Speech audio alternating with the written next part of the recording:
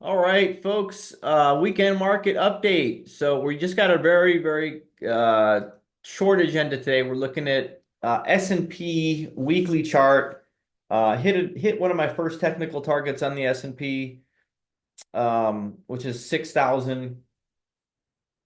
And so I want to talk a little bit about what I'm looking for over the next several months, potential topping areas. I say that reluctantly because again, people have been looking for tops for a long time, and the market just kind of keeps climbing this wall of worry. But specifically, what I'll be looking for, and then I'm going to do a quick Bitcoin update, and then I wanted to clarify a couple things.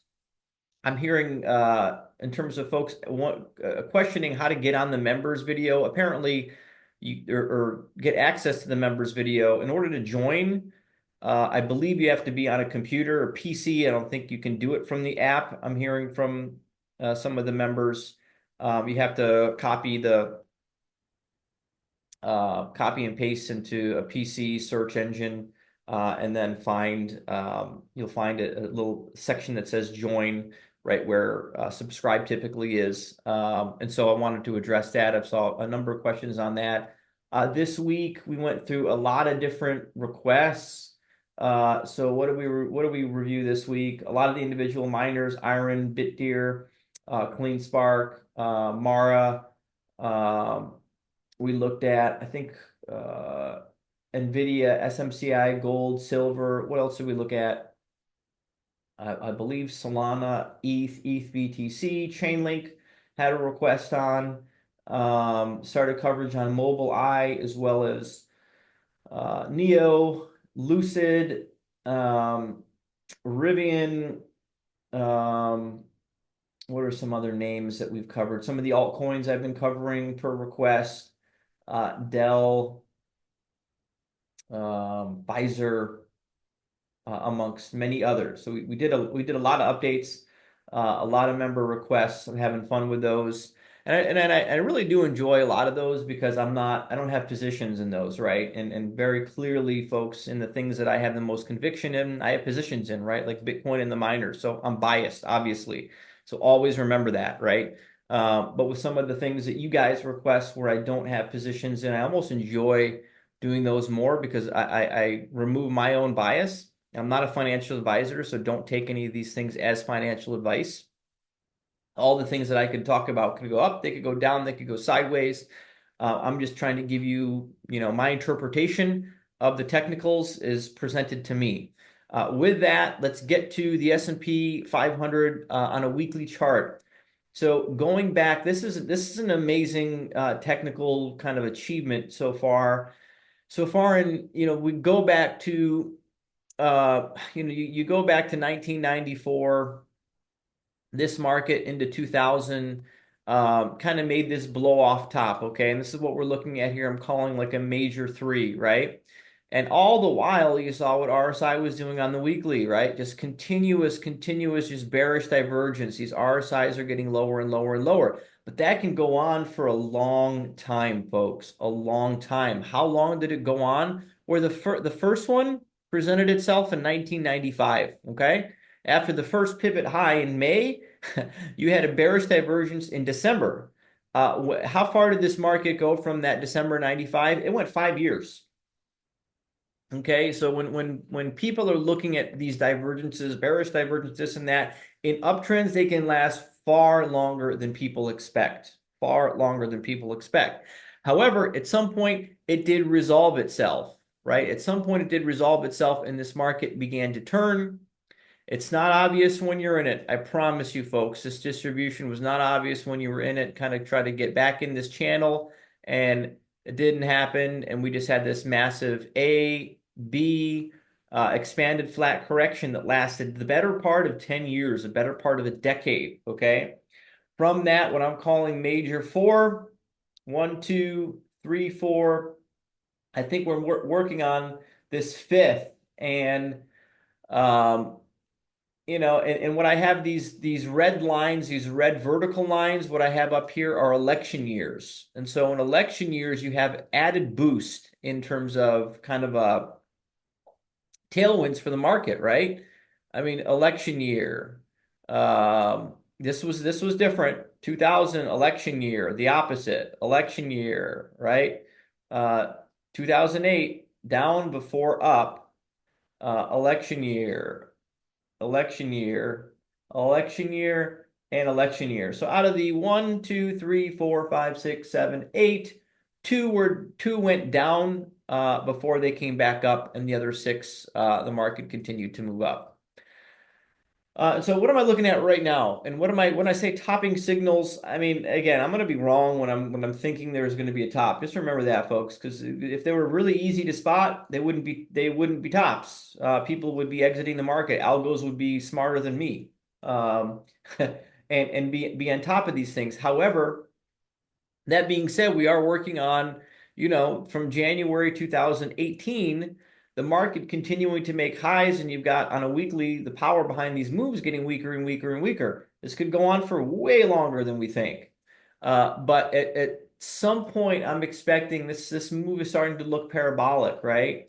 I'm expecting continuation. We did pass a very key technical level where I was curious if we were going to get a consolidation. We still may, and that's this 2618 off of if we draw our 1 0 2618. That's a key Fibonacci level we exceeded on Friday. Okay, we exceeded that on Friday. And so could we consolidate here? Absolutely we could. Does it mean just because we exceeded it Friday, it's off to the races on my next fib target, which is 6,994. 6,994. That's the next fib target.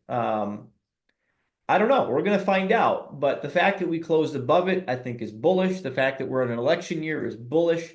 Would I be shocked if we just went, through March Q1 and hit 7,000? No, I wouldn't be surprised. Would I be surprised if we did a little consolidation here?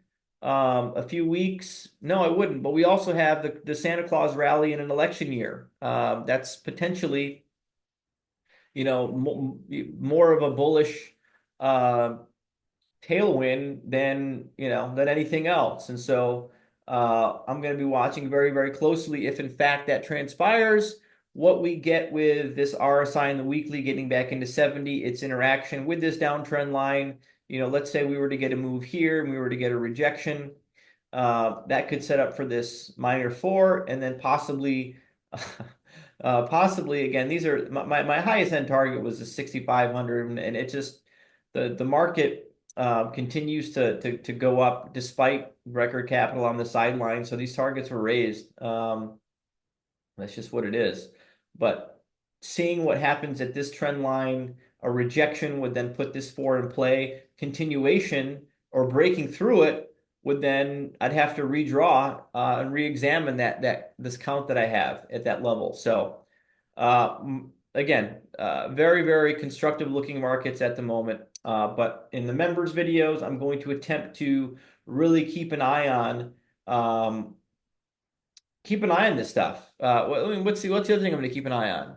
Well, the character of distribution before it happens is the space and amount of times that the market interacts with the 30-week moving average. Okay, here's a 30-week interaction. Here's a 30-week interaction. Here's a 30-week interaction. Notice the intervals.